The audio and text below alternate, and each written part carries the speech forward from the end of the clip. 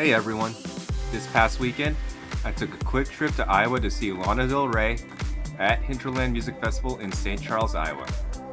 It was a little late birthday present to myself.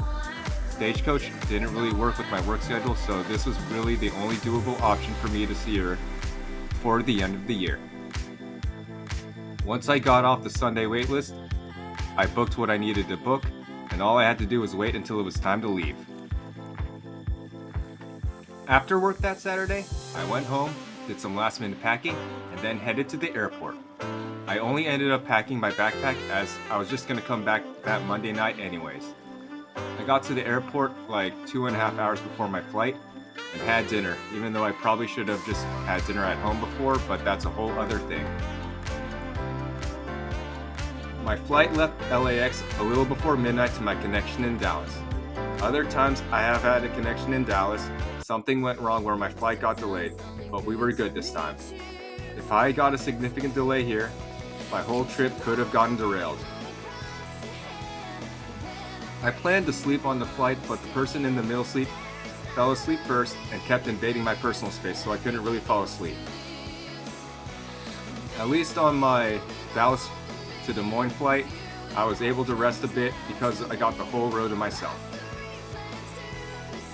I took a lift to my hotel as soon as I landed and tried to check in early. All the other times I've needed early check-in, I was able to get it, but not this time. For the time being, I explored the immediate area for a bit until I could check in, and ate at the restaurant connected to the hotel. The surrounding area was mostly clean, and there were some interesting things to check out, but I really just wanted to rest before the festival. Once I was able to check into my room at about 4 p.m., I got myself ready and then headed to the shuttle. It was a bit unfortunate that I was only able to be in my room for about 20 minutes before heading out. The shuttle took us from downtown Des Moines to St. Charles. We passed through quite a bit of farmland. It was at that moment I realized I was definitely not in LA anymore. When we got to the festival site, I had to walk quite a bit to the box office to pick up my ticket since I came off the wait list a bit late. It was quite a bit of ways from the festival entrance, so on the way back to the entrance, I had this pedicab driver take me. The entrance wasn't actually that far, but at that point, I just didn't want to walk anymore.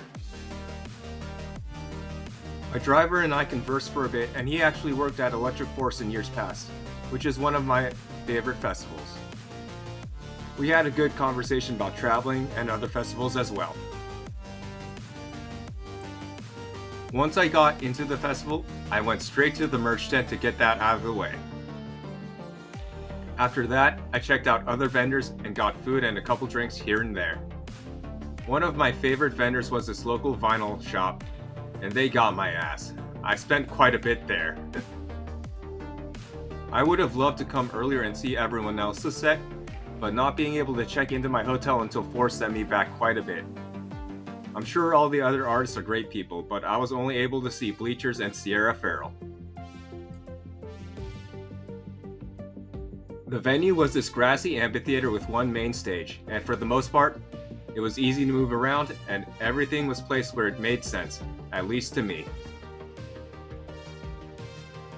I had plenty of room around me, but I didn't go that deep into the crowd. I need my personal space nowadays. Most of the people around me were pretty nice and polite, so that was cool.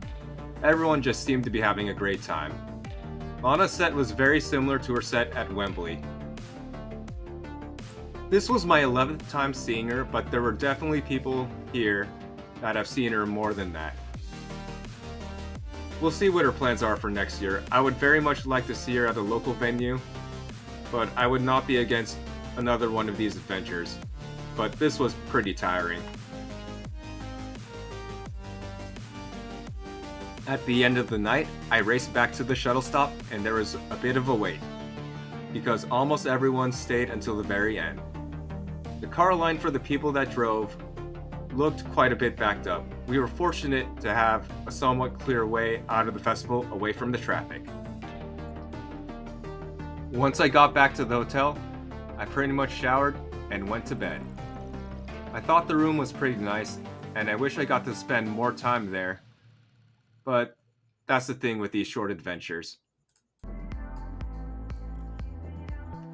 The next morning, I packed up, had one last meal at the restaurant, and headed to the lake to relax a bit before going to the airport. Even with all the annoying stuff at the beginning of this trip, I still enjoyed the adventure quite a bit. I would like to avoid red eyes in the future, but I'll still probably do them if I need to. I would do a cost breakdown of the trip, but it's probably just going to piss me off, so I'm not going to do it. It would be cool to do more of these videos. While putting this together was fun, I did have to balance a little between enjoying myself and gathering content. I'm not sure what kind of content I'll put out in the future, but I do personally think I have a somewhat interesting life. I do have a couple of things coming up, so we'll see if I put out any content for those. But thanks for watching, and hopefully I'll see you on another video soon.